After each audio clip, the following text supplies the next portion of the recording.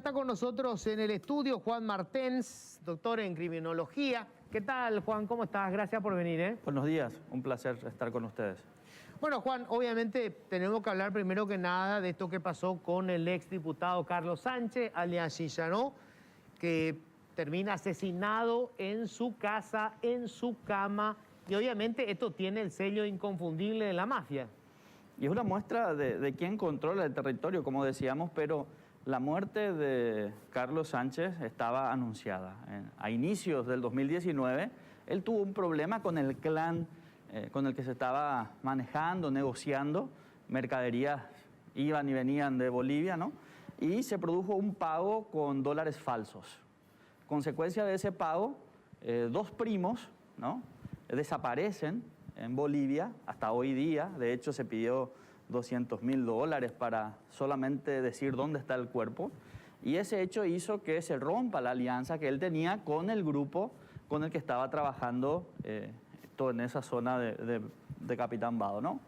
Y nada, atentaron contra él en diciembre, pero previamente también las versiones de esa zona del país indican que la gente vinculada a Chicharó fue precisamente también la responsable de la muerte de los otros dos hermanos de aquel piloto que fue a Bolivia y nunca regresó, ¿no? Se adelantó, decían, ¿no? Esa es la versión que corre. O sea, los hermanos es decir, mejor, sí, los hermanos del piloto que desapareció en Bolivia fueron asesinados en noviembre de 2019 también en Capitán Vado, pero en para Paraguay. Evitar de que ellos se vengaran. Para evitar que le maten a Chicharó, ¿no? Pero pasado el tiempo, ¿no?, sufrió un atentado nuevamente Chicharó en diciembre de ese mismo año, en 2019, casi un mes después. Recordarán aquel atentado también de película.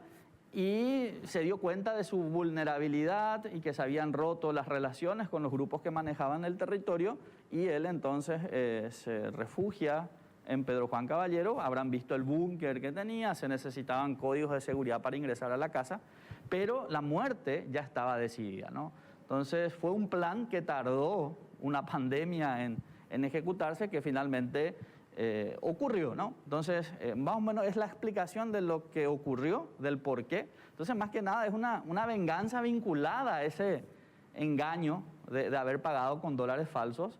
La investigación de estos pilotos desaparecidos sigue abierta, no avanzó, ¿no? Evidentemente, es muy difícil que eso prospere. Ahora, normalmente estos territorios están controlados por alguna de las bandas criminales, y para que vos cometas un delito de esta magnitud necesitas la autorización de ellos.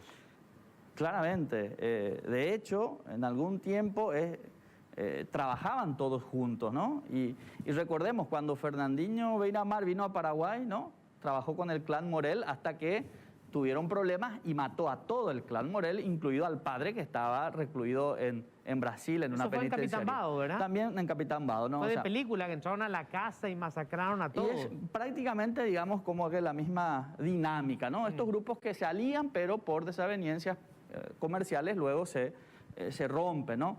Y el que controla la plaza hoy en toda esa frontera es el PSC, ¿no? Entonces, y ninguna muerte, más aún de esta naturaleza, en territorio controlado por el PSC, ocurre sin que el PSC autorice, ¿no?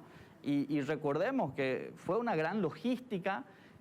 Una vez más, la patrullera no tenía posibilidades de seguir, ¿no? Los policías reconocieron que no tenían oportunidad alguna, poder de fuego, decían, ¿no? Luego se escapan.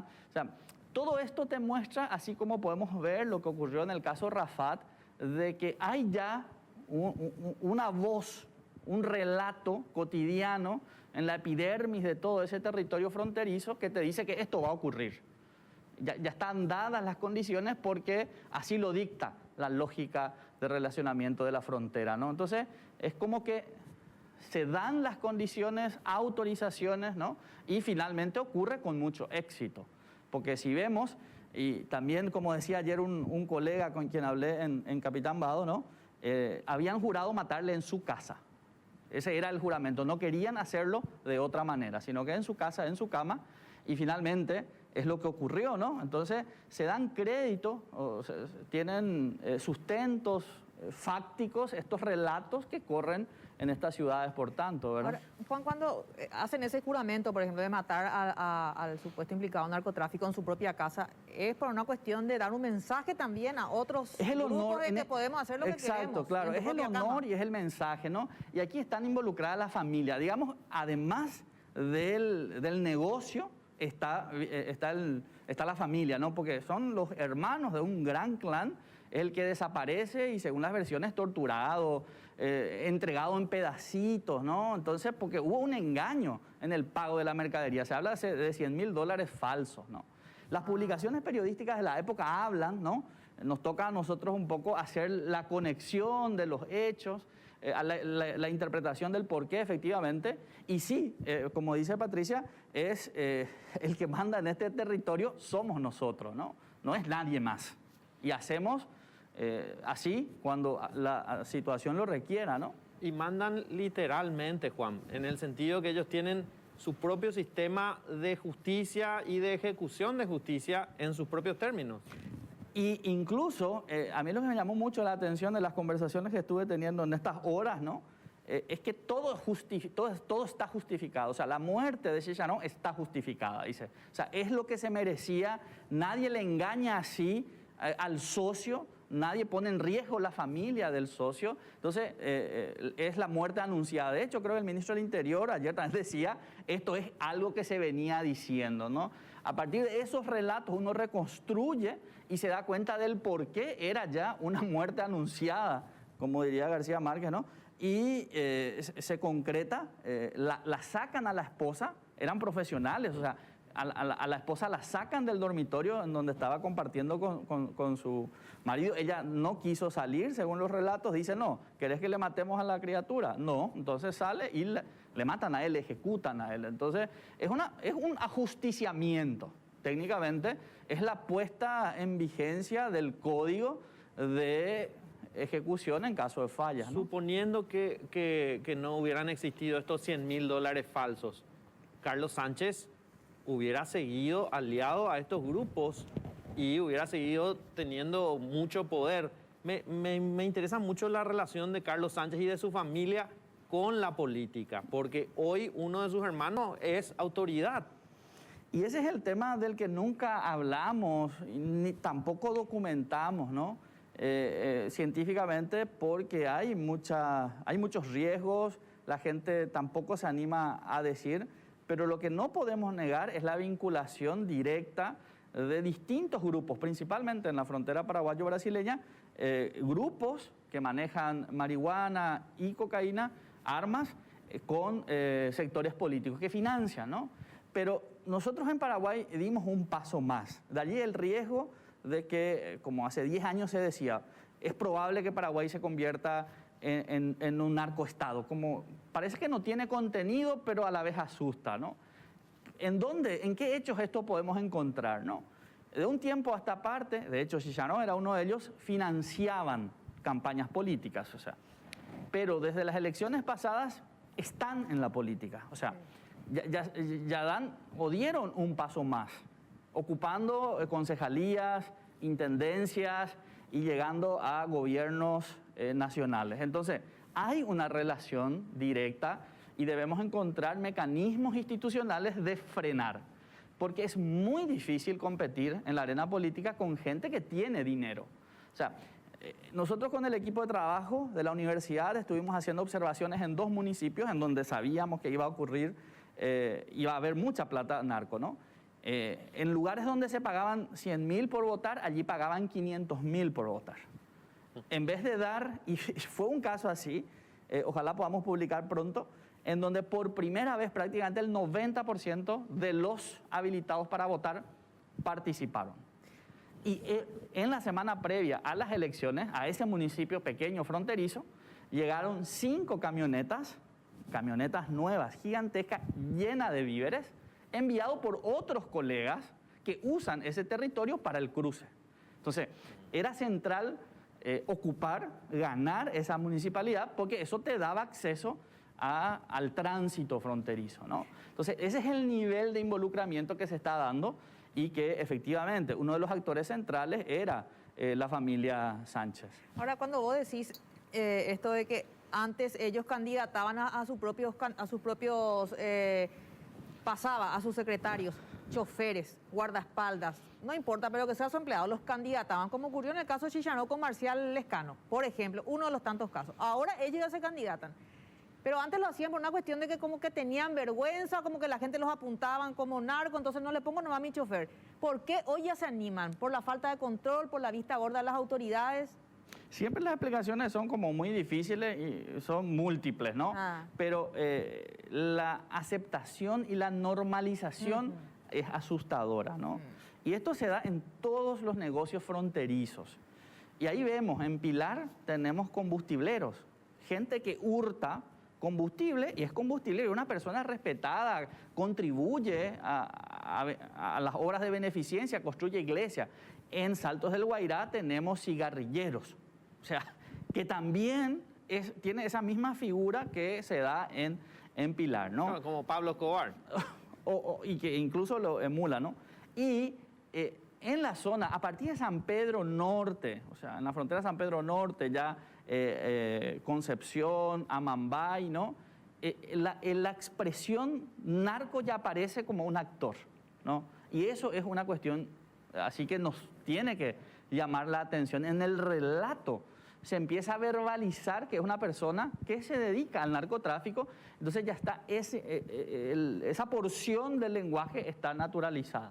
Entonces, cuando ocurre eso, evidentemente hay aceptación y en entrevistas que solemos hacer a autoridades del sistema de justicia o del Ministerio Público, hay una clara demarcación, ¿no? O sea, yo no me meto porque voy a tener problemas y necesito mantener mi trabajo. O sea, es una autocensura, real o presunta, pero que tiene consecuencias reales. Claro. O sea, hay un caso muy famoso que siempre recordamos, ocurrió hace 2 años, ¿no?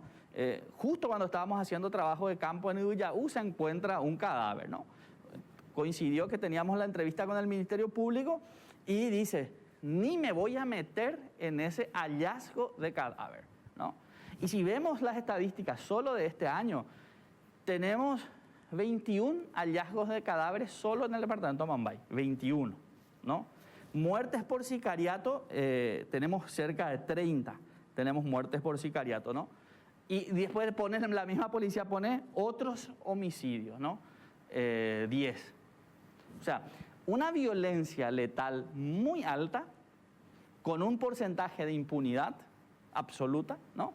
Porque los operadores de justicia temen meterse porque eso puede traer consecuencias para el mantenimiento de sus funciones. Entonces, eso pasa, Patricia, creo que es, además de naturalización, es miedo, es sobrevivencia, porque no hay mecanismos de protección a las autoridades que están trabajando en ese sector. Entonces, se distingue súper bien. Claro. Si es, digamos, delincuencia común, claro que se va a investigar y se va a agarrar. Pero si es una delincuencia o sospecha de delincuencia organizada o vinculada a alguno de estos grupos, es mejor no meterse. Pero vos sabés que justamente en esta semana habíamos hablado con el comandante de la Fuerza de Tarea Conjunta, el capitán Chamorro, capitán de navío. Chamorro. Y yo le preguntaba, bueno, en la concepción moderna de lo que es la defensa, ¿cuáles son nuestros enemigos? Porque hoy no hay ninguna hipótesis de guerra con nuestros vecinos, o sea, suponer una guerra regional es no tiene sentido. Absurdo, ¿verdad? Entonces yo le decía, ¿cuáles son? Porque ellos están allí concentrados con el EPP, la ACA, EP, etcétera. Y él me decía, no. En cuanto a, digamos, una estrategia de defensa como república o como Estado, nuestros enemigos son el primer comando capital, el comando Bermello, todo lo que significa crimen organizado.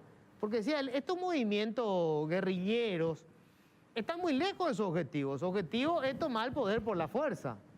Estos otros grupos están ahí porque ellos están tomando el poder, pero por el dinero, es decir, están comprando el poder. Me parecía dramático cuando empezamos a hablar del crimen de Chicharó, y la cuestión es si tuvieron autorización del primer comando capital. Claro. No estamos hablando de la policía, de la fiscalía. O sea, el Estado no existe. El que da la autorización es la organización criminal. El control lo tiene la organización criminal. O existe al servicio de, o sea, estas instituciones en realidad hacen que los negocios funcionen. Son Porque funcionales. tienen esa funcionalidad. Y apuntando lo que decía Luis, creo que tenés absoluta razón. Si miramos por la letalidad, busquemos a los enemigos por su letalidad. O sea, ¿quiénes son los que matan más o ponen más en riesgo las instituciones? Que podría ser un argumento para construir quién es el enemigo, ¿no? El EPP, AACA y todos estos grupos que se creen guerrilleros, ¿no? Mataron 65 personas, 67 personas en los últimos 10 años. Si vamos por esa letalidad al PSC, al Comando Vermelho, tenemos cerca de 2.000 asesinatos. O sea, la diferencia es brutal. Empecemos a contar los muertos y a quiénes se atribuyen estos muertos, y a partir de allí tenemos un indicador evaluable para decir quién nos pone más en riesgo. Hagamos consultas con fiscales, jueces, profesores que representan el Estado en estos territorios. ¿A quién le temen? ¿Al crimen organizado vinculado al narcotráfico o le temen a 7, 8 personas que juegan a ser guerrilleros? Entonces, debemos construir indicadores que nos permitan establecer cuáles son las prioridades de seguridad, de riesgo de violencia, que efectivamente podamos, por tanto, trabajarlos con mayor precisión y evidencia empírica. Estamos nosotros con